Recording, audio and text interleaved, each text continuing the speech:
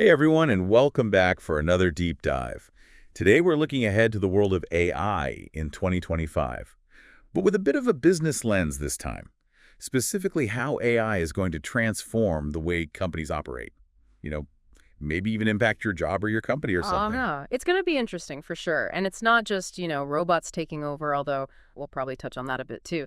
But we're talking about a much deeper integration of AI into like every single part of a business. Exactly, like AI is almost becoming this invisible engine, Yeah. driving everything, making businesses more efficient, more innovative. And to help us crunch it all down, we've got two really interesting reports to dig into. First, we have a brief from the IBM Institute for Business Value. It's called Five Trends for 2025. And then we also have the Tech Trends 2025 report from Deloitte Insights. And both Yeah. of these came out at the end of last year. So pretty fresh perspective. And both paint a pretty exciting picture of AI. It's becoming less of an experiment and more of a core business function. But one thing that really jumped out at me, and this might surprise you, is that the human element is becoming even more crucial than ever before.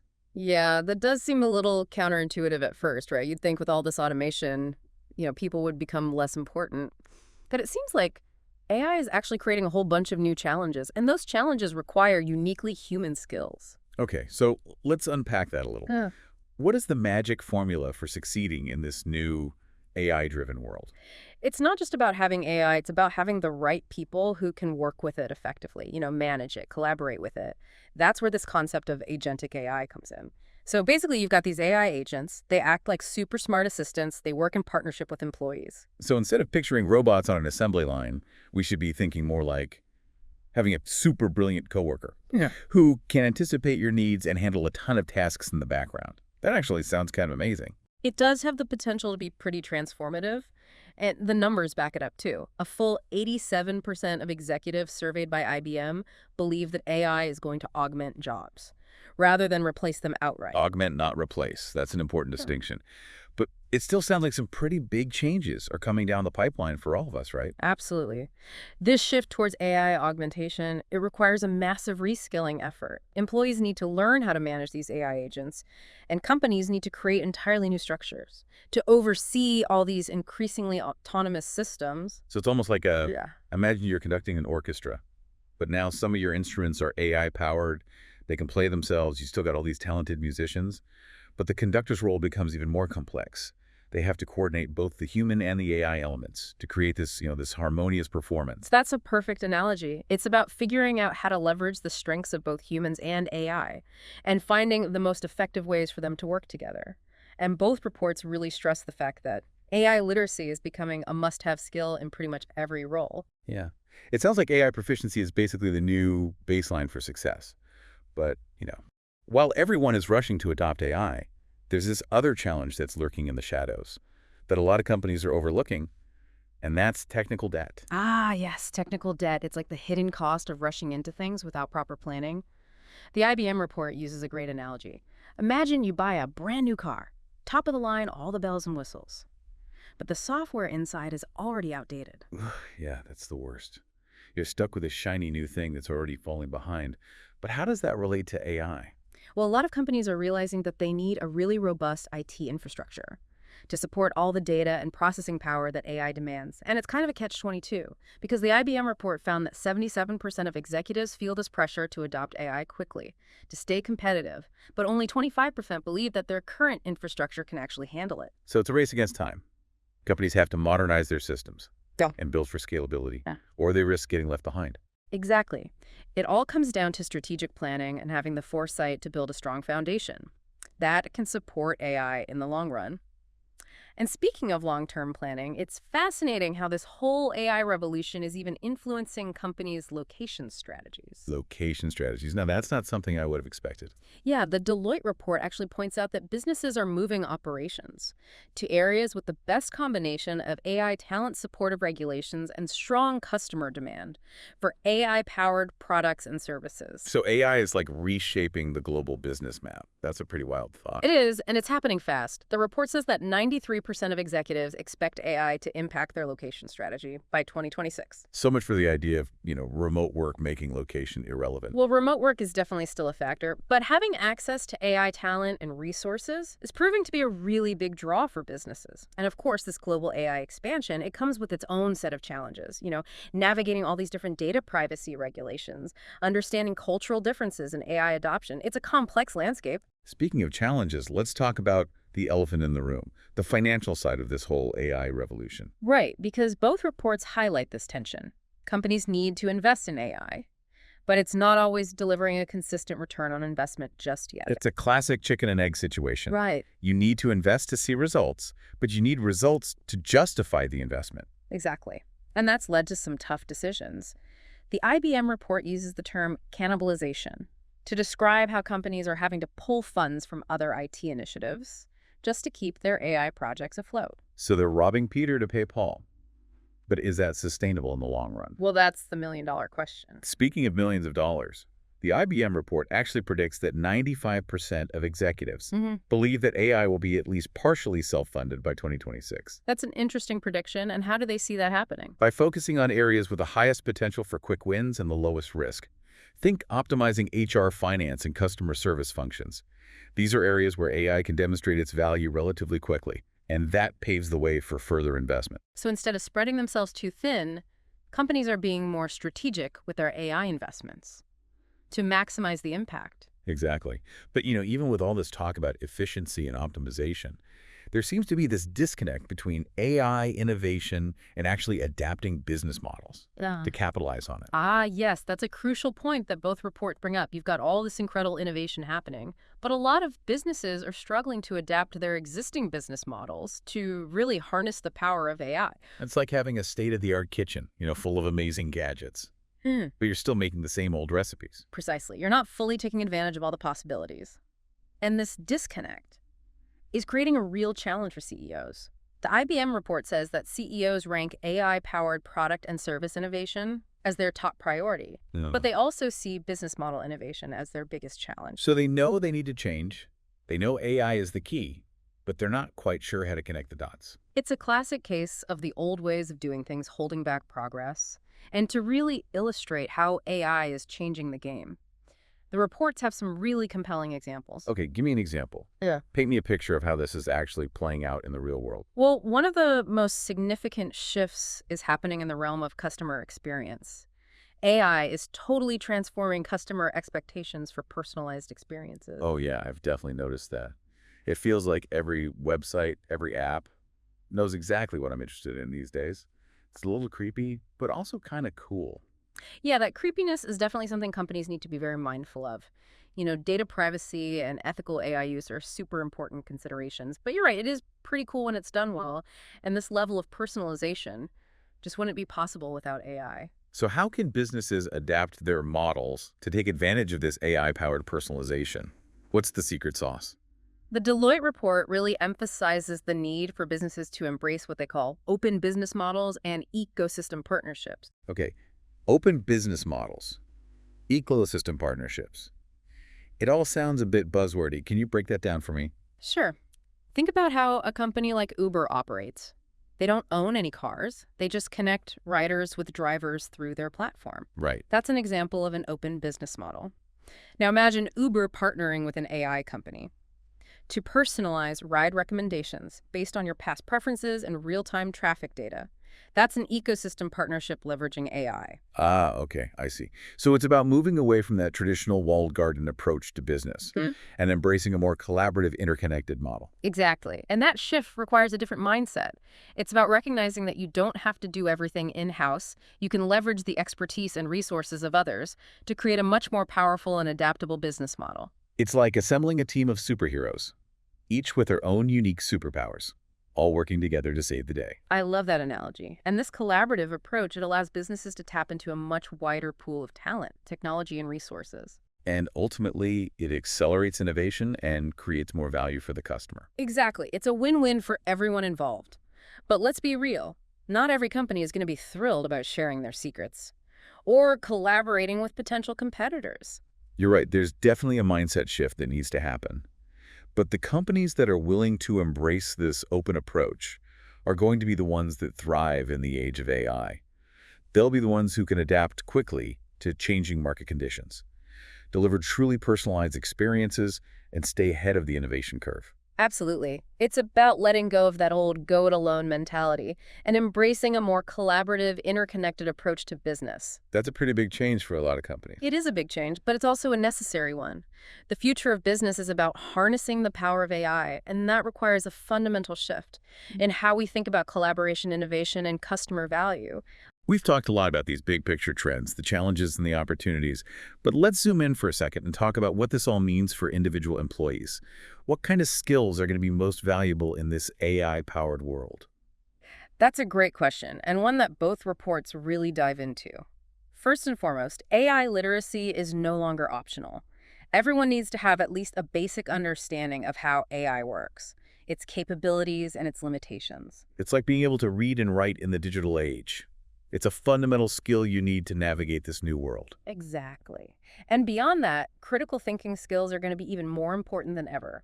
With AI taking over a lot of the routine tasks, employees need to be able to think strategically, solve complex problems, and make really sound judgments. So it's about being able to see the bigger picture, analyze information critically, and make decisions that go beyond what the algorithms might suggest. Right, and let's not forget about creativity and emotional intelligence. These are uniquely human qualities that are going to become even more valuable as AI becomes more prevalent. So in a world of increasing automation, it's our ability to connect with others, to empathize, and to come up with original ideas.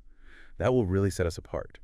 It's almost poetic AI freeing us from the mundane, allowing us to focus on what makes us truly human. That's a beautiful way to put it. And I think it highlights something really important. This isn't about humans versus AI. It's about humans and AI working together to create a better future. Okay, I'm starting to get a clearer picture of what this AI-powered future looks like.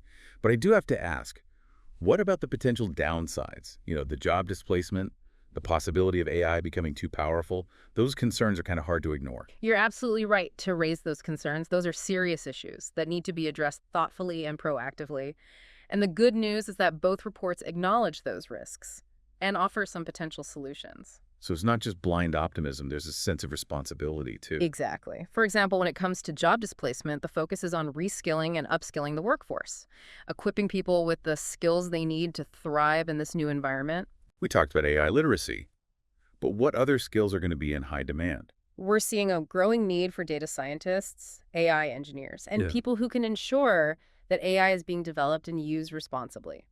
So it's not just about the technical side, Yeah. it's also about the human and ethical implications of AI. Precisely. And when it comes to the fear of AI becoming too powerful, the emphasis is on strong governance structures, ethical guidelines, and transparency in AI development and deployment.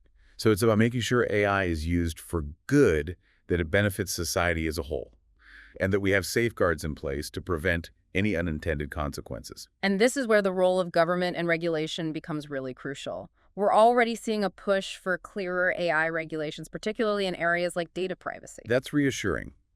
It sounds like there's a growing awareness of the need to balance the incredible potential of AI with the importance of ethical considerations and responsible development. Absolutely. And that balance is going to be key to ensuring a positive and equitable future for everyone. In the age of AI, Okay, I have to say, this deep dive has been a real mind-bender. We've covered so much ground, from the impact of AI on jobs and business models, to the ethical considerations and the need for regulation. It's a lot to process. it certainly is. But I think that's the nature of AI. It touches on so many aspects of our lives, and its implications are really far-reaching. So as we wrap up this part of our deep dive, what's the one key takeaway you want our listener to remember? I think the most important thing to remember is that AI is not just a technology trend. It's a fundamental shift that's going to reshape every aspect of business and society. AI is the new reality. And it's happening faster than most people realize. Which is why this deep dive is so timely. We're giving our listener a glimpse into the future, a heads up on the trends that are going to shape their world. Exactly. And with that in mind, I want to leave our listener with a final thought-provoking question to consider. How might the trends we've discussed in this deep dive impact your industry or career in the coming years? That's a great question. It's so easy to get caught up in the abstract. But this brings it home. What does AI mean for me, for my job, for my future. And building on that, what steps can you take NW to prepare for this AI-powered future? I think those are excellent questions for our listeners to ponder. It's not enough to just understand the trends. We need to think about how we can adapt, how we can leverage these changes to our advantage. This is about being proactive, about embracing lifelong learning, and about developing the skills that are going to be in high demand in the years to come. Well said. We've covered a lot of ground today, but I hope our listener walks away feeling not just informed, but also empowered. Empowered to embrace the changes, to adapt, and to thrive in this exciting new era of AI. To our listeners, thanks for joining us on this deep dive. We'll catch you next time for another fascinating exploration of the trends shaping our world. Yeah, it really is remarkable how fast everything is moving. And, when we talk about rapid transformations, we can't forget about the financial side of this whole AI revolution. Yeah, it's a bit of a paradox, isn't it? Companies know they need to invest in AI, but it's not always clear, what the return on investment is going to be. Both reports really dig into that tension. There's this huge pressure to adopt AI quickly, to stay competitive. But at the same time, AI is still a relatively new technology, and it requires significant upfront investment. So it's like a high-stakes gamble.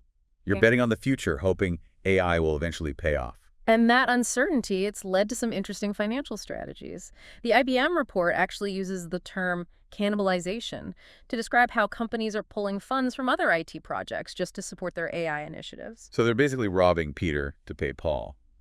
But is that really a sustainable approach? Well, it depends.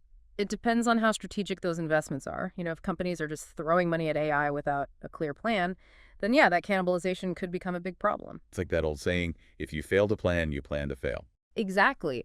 Companies need to be really deliberate about where they're investing in AI. They need to focus on the areas where they can see the most immediate impact and demonstrate a clear return on investment. And that's where those quick wins come in, right? Like optimizing HR finance and customer service functions.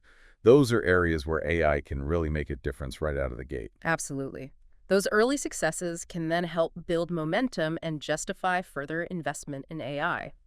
And speaking of justifying investments, one of the most interesting predictions from IBM report is that 95% of executives believe AI will be at least partially self-funded by 2026. Self-funded, how is that even possible? Does that mean like AI is going to start generating its own revenue? Not necessarily generating revenue directly, but more like freeing up resources and driving efficiencies that can then be reinvested back into AI. So for example, if AI can automate a big chunk of customer service interactions, that frees up human agents to focus on more complex issues, which ultimately improves customer satisfaction and loyalty. So it's not just about cutting costs. It's about using AI to unlock new value and create this positive feedback loop. The more value AI creates, the more investment it can justify. Exactly. It's about finding those strategic leverage points where AI can really transform the way a business operates. And that brings us to another crucial challenge that both reports highlight. And that is the disconnect between AI innovation and actually adapting business models to take advantage of it. Yeah, we touched on this a little bit earlier, Yeah. but I think it's worth exploring a bit deeper.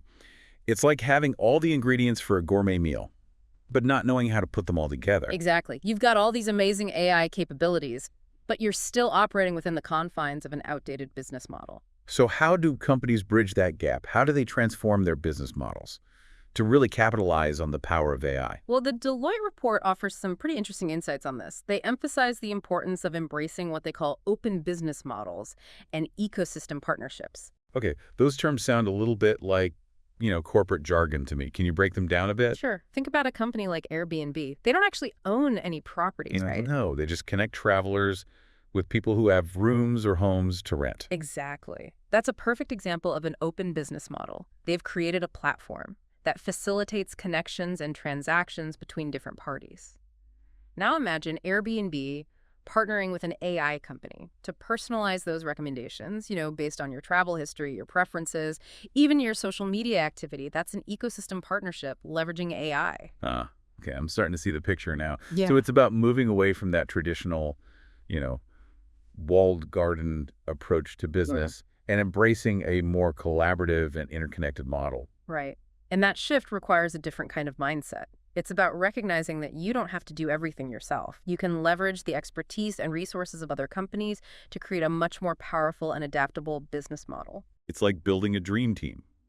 You bring together the best players from different fields to create something truly extraordinary. That's a great analogy. And the beauty of this approach is that it allows companies to tap into a much wider pool of talent, technology, and resources.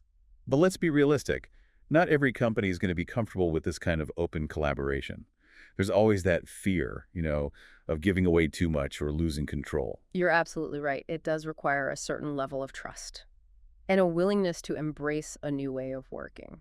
So it's not just about adopting new technologies, it's about adopting a new mindset. Precisely. And that's where leadership really comes in. It's up to the leaders of these companies to champion this shift towards open business models and ecosystem partnerships. Because at the end of the day, the companies that embrace this change are going to be the ones that thrive in the age of AI. They'll be the ones who can adapt, quickly innovate rapidly, and create truly exceptional customer experiences. And the ones who cling to the old ways of doing things, well, they risk being left behind. We've talked a lot about the impact of AI on businesses, but let's shift gears for a minute and talk about what this all means for us as individuals. What skills do we need to develop to succeed in this AI-powered world? That's a crucial question. And both reports emphasize the importance of lifelong learning. The skills that are in high demand today might be obsolete tomorrow. So we need to be constantly adapting and upskilling. So it's not just about getting a degree and calling it a day. Yeah. It's about embracing that mindset of continuous learning. Exactly. And of course, one of the most fundamental skills for the AI age is AI literacy. We need to have at least a basic understanding of how AI works, its capabilities, and its limitations. It's like learning a new language. Yeah. You don't have to be fluent, but you need to at least understand the basics to navigate this new world. Right. And beyond AI literacy, we also need to focus on developing those uniquely human skills that AI just can't replicate. Like creativity, critical thinking, and emotional intelligence. Those are the skills that will really set us apart from the machines. Exactly. And let's not forget about adaptability and resilience. The world is changing at an unprecedented pace, and we need to be able to roll with the punches and embrace new challenges. It's about being comfortable with uncertainty and having the confidence to learn new things. And speaking of new things, both reports highlight some pretty interesting trends in the job market.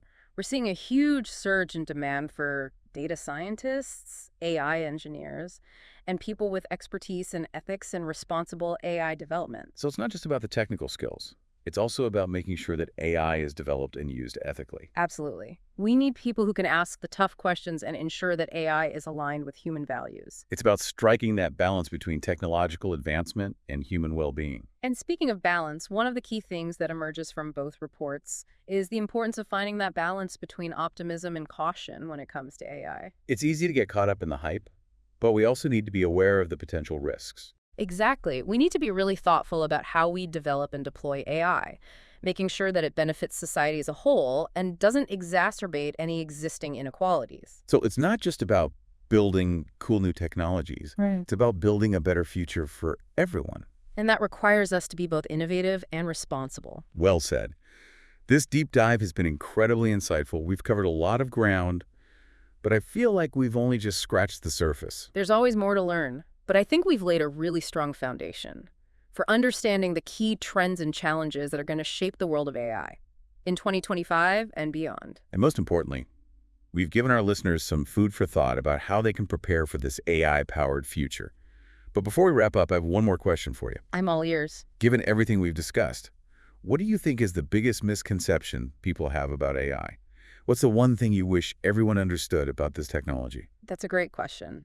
I think the biggest misconception is that AI is some sort of magical solution that's going to solve all our problems. Yeah, it's easy to fall into that trap of thinking AI is a silver bullet. Right. AI is a really powerful tool, but it's just that. It's a tool. It's up to us to use it wisely and responsibly. And that requires us to understand its limitations, to be aware of its potential biases, and to always keep human values at the forefront of our decision-making. So it's not about replacing human intelligence with artificial intelligence. It's about augmenting our intelligence with AI. Exactly. It's about finding that synergy between human and machine, where each can contribute its unique strengths to create something greater than the sum of its parts. Well said. This has been a truly enlightening conversation. The pleasure was all mine. And to our listeners, thanks for joining us on this deep dive into the world of AI. We hope you found it insightful, thought-provoking, and maybe even a little bit inspiring. And remember, the future is not something that just happens to us. It's something that we create. We'll be back next time with another deep dive into the trends shaping our world. Until then, stay curious. It's easy to get lost in all the technical stuff and forget that. AI is ultimately a tool. It's meant to serve us, humanity. Yeah, that's a really crucial point to remember. It's not about, replacing human judgment or creativity. It's about finding ways to amplify those qualities and allowing us to focus on the things that make us uniquely human. Things like building meaningful connections, solving those Yeah. really complex problems, and pushing the boundaries of innovation. Exactly. AI can handle those routine tasks. It can analyze mountains of data Yeah. and give us insights that we might never have seen on our own.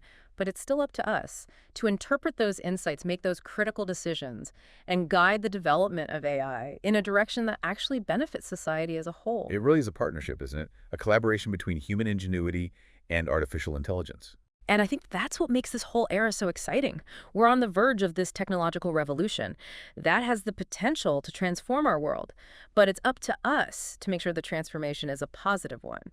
So as we wrap up this deep dive, I want to leave our listeners with a final thought. We've talked about the trends, the challenges, the opportunities. But ultimately, the future of AI is not set in stone. It's up to each and every one of us to shape it. That's a powerful message. We're not just passive observers in this technological revolution. We're active participants. And the choices we make today are going to determine the world we live in tomorrow. So to our listeners, I want to urge you, embrace this opportunity. Don't be afraid to experiment, to learn to challenge assumptions. And most importantly, don't lose sight of the human element in all of this. Because at the end of the day, technology is only as good as the people who create it and use it. That's a perfect note to end on. Thanks for joining us for this deep dive into the world of AI in 2025. We hope you found it insightful, thought-provoking, and maybe even a little bit inspiring. It was my pleasure. And to our listeners, we'll catch you next time for another deep dive into the trends that are shaping our world.